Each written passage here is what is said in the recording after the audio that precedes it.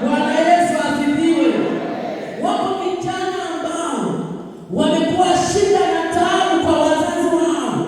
Watoto wa siku hizi hawapendi kuambiwa acha, hawapendi kuambiwa geuka, hawapendi kuambiwa fanya hiki, wanapenda wajiongoze wenyewe. Ngoja niwaambie watu wa Mungu, mzazi wako kama alishindwa kukuua ukiwa tumboni, akateseka, akakupata, akakulea, akakutunza, hawezi kuja kukutendea mabaya, anakuonya ili upate faida katika maisha yako ya baadaye.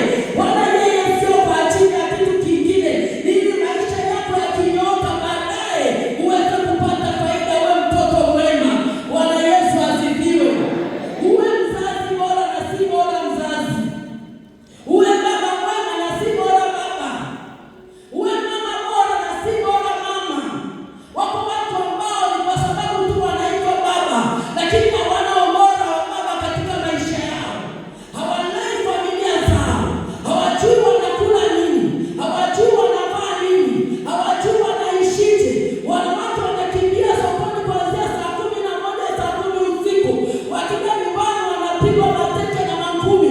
Mwanaume amekunywa, amelewa, yuko chakani. Wanaona namna hiyo ni wanaume, lakini sio wanaume bora. Bwana Yesu atuhurumie. Lakini pia tunatamani kuwa na wanawake bora. Mwanamke anayejua kwamba yeye ni mwanamke, yeye ni msaidizi. Hata kama umepewa kipato, umeambiwa mkalie mume wako, umeambiwa wewe ni msaidizi, msaidia uke hatua.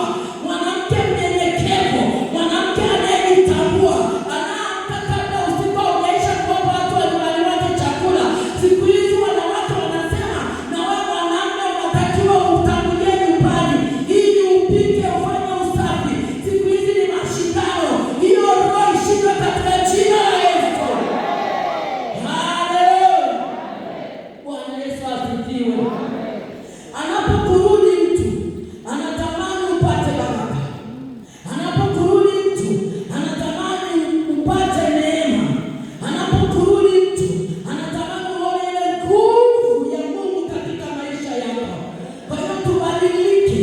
Mungu anaposema na wewe kupitia mtumishi wake, mwambie Mungu, nashukuru kwa kuwa leo umeniambia mambo ya nyumbani mwangu ili nipate kubadilika na uchukua hatua ya kubadilika. Bwana Yesu asifiwe. Haleluya. Haleluya. Ukimpa Mungu maisha yako, atakutia nguvu katika changamoto unayopitia. Atakutia nguvu katika shida unayopitia. Atakutia nguvu katika maisha unayopitia.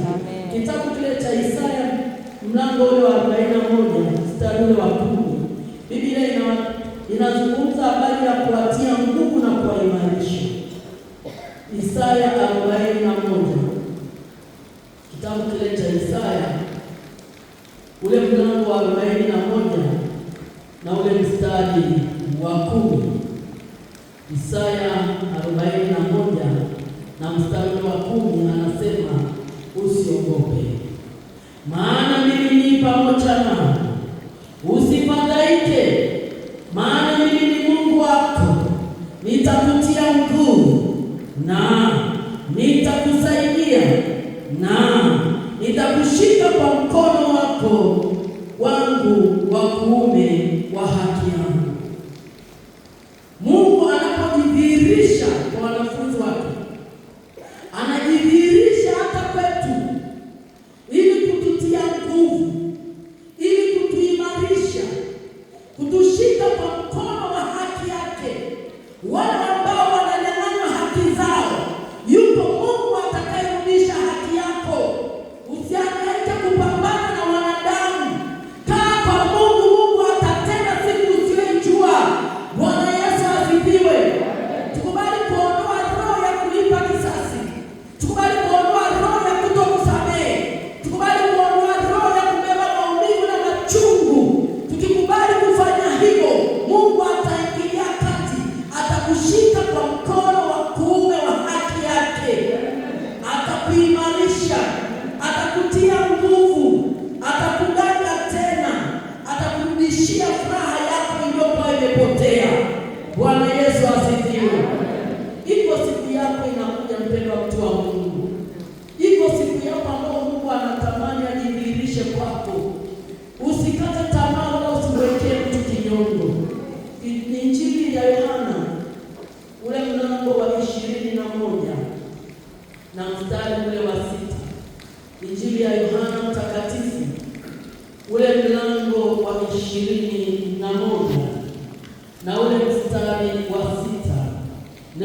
fungu linasema, basi aliposikia ya kwamba hawezi, alikaa bado siku 2 pale pale alipokuwapo.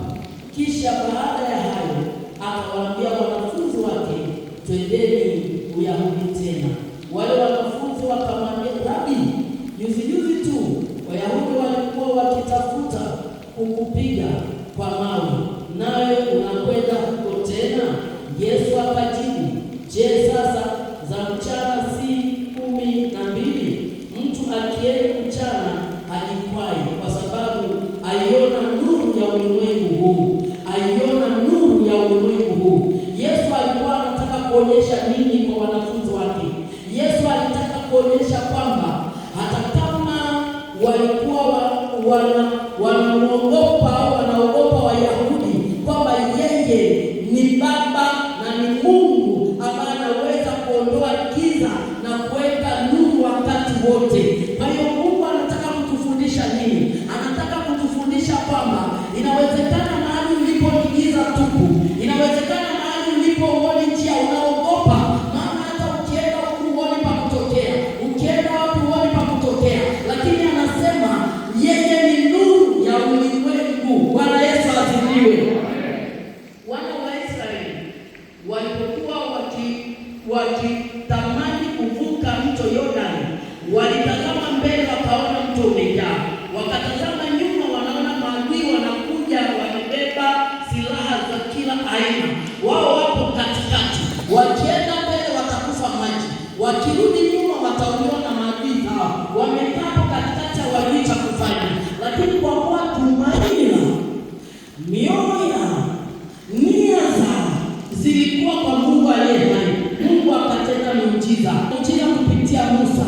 Akamwambia piga maji, yakatawanyika, wakavuka. Okoa na mkono wa maadui, Mungu akawaokoa na maji ya bahari. Pendwa mtu wa Mungu, muujiza huo katika jina la Yesu ukawe kwako. Mungu akakuokoa na mkono wa maadui zako. Mungu akakuokoa na vita vya maadui zako. Mungu akakuponya na magonjwa ambayo umeambiwa yameshindikana, hayatashindikana katika jina la Yesu. Haleluya. Bwana Yesu asifiwe. Hakuna jambo ambalo linamshinda Mungu. Ugumu wa mioyo yetu unatokana na mambo ambayo tunapitia. Lakini wapendwa katika Bwana, sauti ya Mungu inapokuja katika maisha yetu, tukubali kuachilia mioyo yetu na kuondoa ugumu wa mioyo yetu. Ugumu wa mioyo yetu unasababishwa pia na kujali neno la Mungu, kusikia ushauri, kukubali kosa, kutubu na kunyenyekea. Lakini haya yakiwa ndani mwetu, mioyo yetu itabadilika, itamtii Kristo. Mioyo yetu itageuka, itarudi kwa Mungu. Mioyo yetu itafunguka, itamkubali Mungu. Injili ya Mathayo ule mlango wa 6 mstari wa 14 na 15 anazungumza habari ya kuachilia, ya kusamehe. Maana mkiwasamehe watu makosa yao, na Baba yenu wa mbinguni atawasamehe ninyi. Bali msipowasamehe watu makosa yao, wala Baba yenu wa mbinguni hatawasamehe makosa yenu. Tunazungumza habari ya ugumu wa mioyo. Kuna watu ambao wanatamani Mungu awasamehe, wanatamani kumwambia Mungu tusamehe.